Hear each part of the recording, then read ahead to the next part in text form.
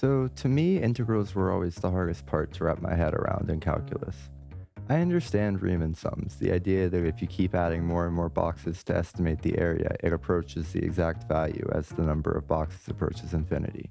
That all makes sense to me, but what was weird is that you spend the whole time at the beginning of calculus defining the limit. You learn that this idea of the limit allows you to work with values like infinity. Then you learn how to define the derivative using the limit definition. It starts to seem like this limit thing underpins all of calculus. You then get to integrals. First, you define the limit definition of the definite integral, showing that as the width of each box approaches zero, the estimation approaches the exact value. Then you get to the indefinite integral. How is it defined? I don't know. I guess if I had to pose my question in a single sentence, it would be, why is there no limit definition for the indefinite integral? So if you would like, you can follow me down this rabbit hole. I think there are a few really interesting insights that you can gain about how integration really works by looking more into this. This video is targeting either former or current calculus students, but I still think anybody can probably gain something from it. First, though, let's just run through what a limit actually is as a quick refresher. In normal algebra, we run into this problem where a function looks like it should have a value, but if we try and actually evaluate it, it doesn't work. See, in this function, the point at the top is clearly 2, but if we actually try and evaluate it, we're going to get 0 over 0, so it will be undefined. Limits let us fix this by, instead of defining what the value actually is, we define what it approaches. Okay, let's start with the definite integral. Integrals are usually taught as just the area underneath a curve. So if we have a function like f of x equals x, and we want to find the integral from 0 to 2, that would be the same thing as finding the area from 0 to 2. We could use 1/2 base times height, and from that we can know the area is 2. In fact, as you may know, this is one way to define the integral. The mathematical expression for this, however, if you have not seen it before, may look a little bit scary, but if you break it down, it's really simple. First, consider how we might find the width of each box. First, we would need to find our total width, then we would divide it by our number of boxes. In this example, every box has the same width, so we just need to find the height of each box so we can multiply them together. Now, to find the height of each box, we just need to find its x-coordinate and then pass that into our function f of x to get its y. We already have the x-coordinate of our starting bound, a, and we have the index of the box that we're looking at through I, and we know that the width of each box is just b minus a over n. So now we can just multiply the width of each box by the index of the box we're looking at and add to that the x-coordinate of our starting bound. Now if we pass all that back into our function f of x, we get out a y-coordinate for each box's corresponding x-coordinate. Do take note that this specific function would find the right Riemann sum, meaning that it's only sampling the rightmost point of each box. That's fine here, but eventually when we need a more rigorous definition, we'll have to change that. Take a second though to think about what this is actually saying. This is identical to saying base times height, just like the normal area of a rectangle. And if we look back at the notation for the definite integral, that's exactly what we see. We see our function, which represents the height at each point, and then we see dx, which represents the infinitesimal change in width, just like we had before with the width of our squares approaching 0. The integral symbol just wraps the limit and the sum into a more compact expression, but did the same thing. And so that's how we can get the limit definition for the definite integral. But you might have noticed here that the expression we have is not really a function. It's really just a value. If we evaluated this, we would just get a number. What we are actually saying is that we're going to plug in a and b into our big f of x, then find the difference between them. But our original function wasn't a number. It was a function. If we say that our original function was x squared, and then we take the derivative of it, then integrate that derivative from 0 to 2, we'll get 4. And we can double check that by looking at our original function again and seeing that at x equals 2, y equals 4. But how do we get the whole function back?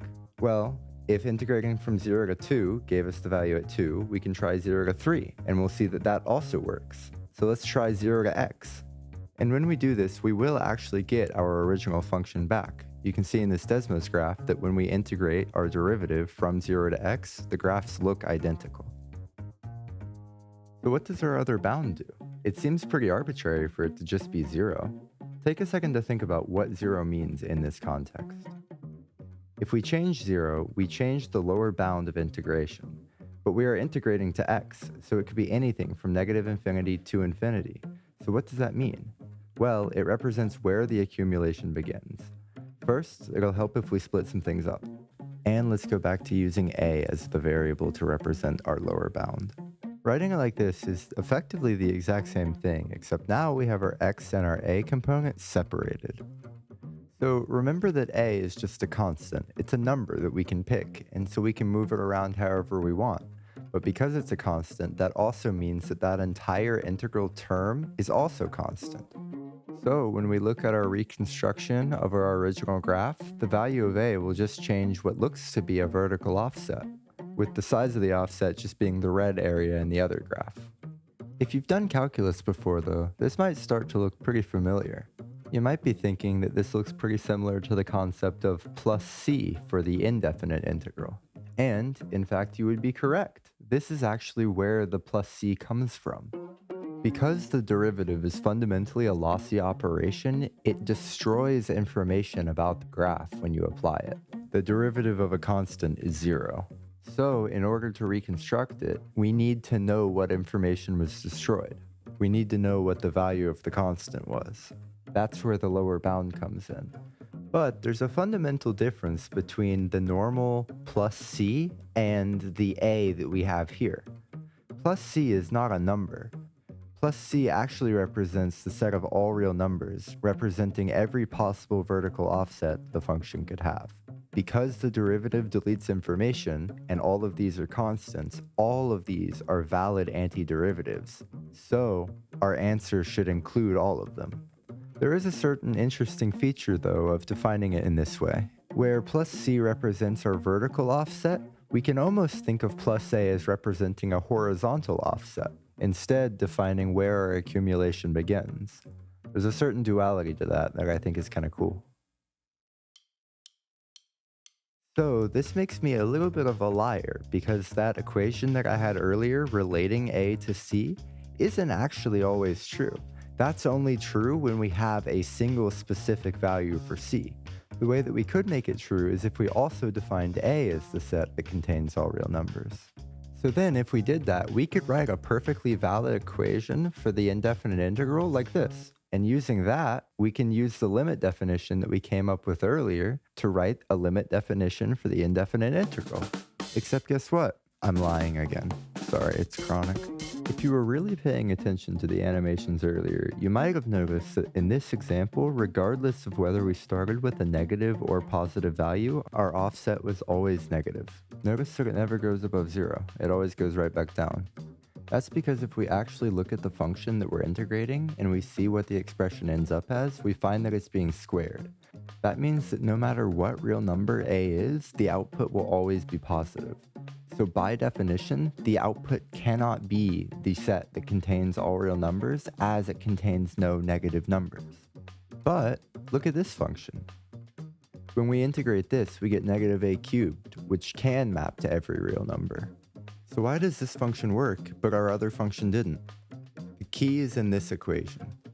If we generalize it back to the unintegrated form, we can say that if and only if the antiderivative of f maps onto r, meaning it has a range from negative infinity to infinity, then this statement is true. So if we assume all of the normal integral requirements, but then add to those assumptions that our antiderivative is surjective onto r, and we define a as the set that contains all real numbers, then we can kind of define a limit definition, almost. But even then, it isn't even a real limit definition. This is the set of all limit definitions of functions for which the antiderivative is f of x, and I'm beginning to see why we didn't start with this. Hey, thanks for watching. If you enjoyed this video, let me know. The animations took quite a while to learn how to do, so let me know if you liked them. Okay, bye.